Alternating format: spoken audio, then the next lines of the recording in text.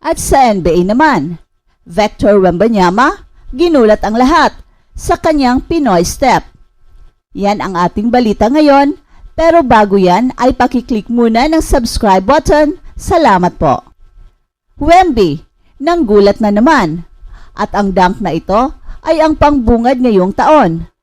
San Antonio Spurs versus Boston Celtics, sino ang humaharurot? San Antonio Spurs rookie sensation stole the show sa kanyang dunk move of the year. First quarter pa lang, pabilib na kaagad ang Boston Celtics. Jason Tatum, wide open three, boom, pasok. At si Jaylen Brown, spin and dunk. At Victor Wembanyama, pumwesto sa tres, walang sablay. At Wemby pa rin layup for two. At tira na naman dito sa tres si Wemby. 2 3-pointers na si Wemby sa first quarter pa lang. Second quarter, Wembanyama, pumukol na naman ng tres, boom, pasok.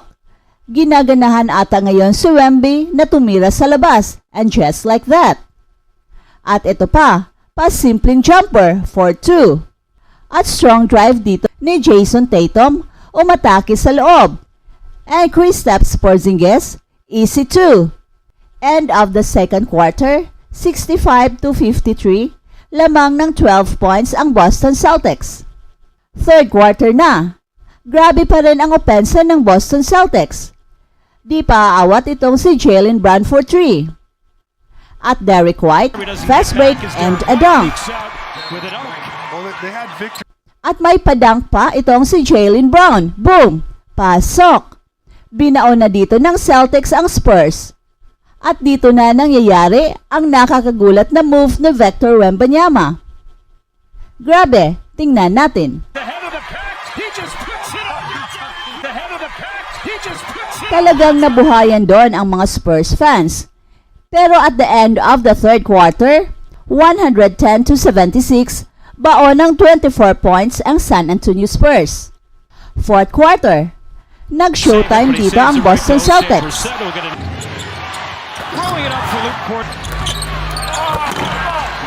At buhay na buhay pa rin ang San Antonio Spurs, pero tambak na talaga sila.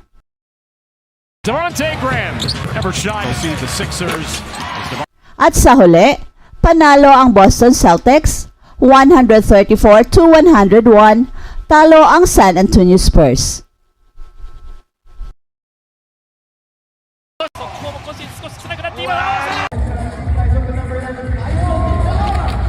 Go Biko!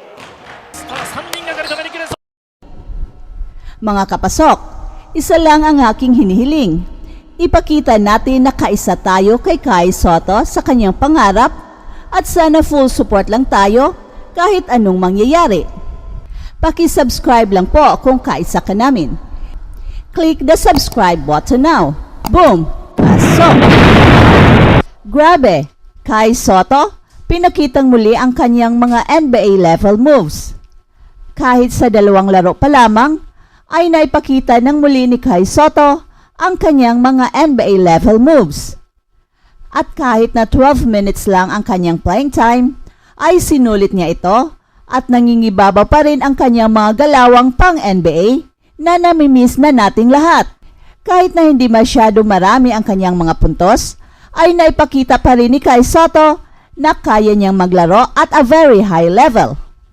And in all honesty, napaka-skilled ni Kai Sotto, pero ang problema lang talaga ay kulang siya sa opportunity to shine. Yet naipakita pa rin ni Kai Sotto ang kanyang mga NBA level moves na kung saan mapapagrabe ka na lang talaga. Katulad nito. This is not an easy shot. Nakikita lang natin ito sa mga NBA games. So in other words, bihira lang ang mga players na makakagawa ng mga ganitong moves. Kahit matangkad si Kai Sotto, ay hindi naman lahat ng mga matatangkad ay nakakagawa ng mga ganitong plays. Kailangan kasi ng matinding athleticism ang mga ganitong galawan at ito ang meron si Kai Sotto na wala sa ibang mga players. Kaya nga tinatawag natin itong mga NBA level moves dahil sa NBA lang natin ito nakikita. Kailangan rin ng matinding skill ang mga ganitong galawan. Maaring athletic ang isang player pero wala namang basketball skills. Pero Kai Sotto has it all. Merong skills, merong matinding athleticism, kaya saan ka pa? Another NBA level moves na pinakita ni Kai Sotto ay sa depensa. Sa NBA lang natin nakikita ang mga ganitong klaseng butata. Yung tipong sure 2 points na, pero nahahabol pa rin ni Kai Sotto on top of his jump. Maraming skills ang kailangan sa mga ganitong klaseng moves.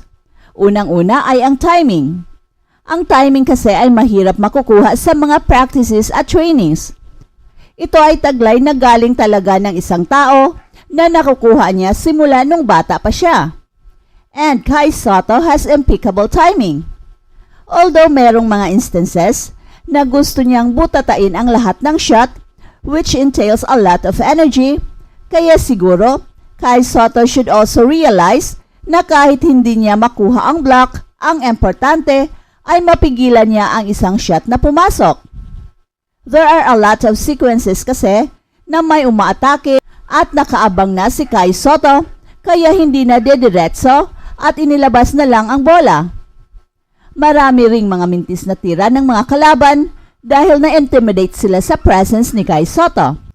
At ito ang nadadala niya sa team na kahit 12 minutes playing time lang si Kai Sotto ay mararamdaman mong parang naglalaro siya ng buong laro.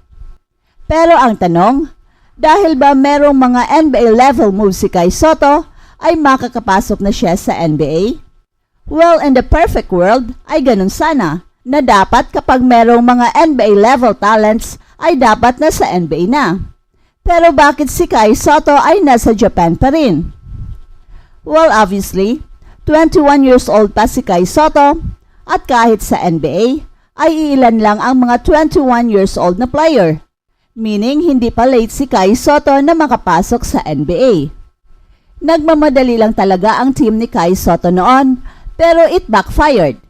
Sana ay pinili muna nila noon na maglaro sa US NCAA at doon na magpapahinog si Kai Sotto against players na ka-age group niya. Binigla kasi nila si Kai Sotto at hindi pa kaya ng kanyang katawan playing against fully matured players, kaya nagka-problema siya. Pero ngayong 21 years old na si Kai Sotto ay makikita na nating nagsisimula ng lumalaki ang kanyang katawan and it is expected na magtuloy-tuloy na ang maturity ni Kai Sotto sa kanyang katawan and hopefully by summer ay ready na ang katawan niya na maglaro sa NBA. Skills-wise ay napaka-skilled ni Kai Sotto at yan ang paniniwala natin since day one. Tamang timing lang at konting swerte ang kailangan ni Kai Sotto at siguradong makakapasok siya sa NBA.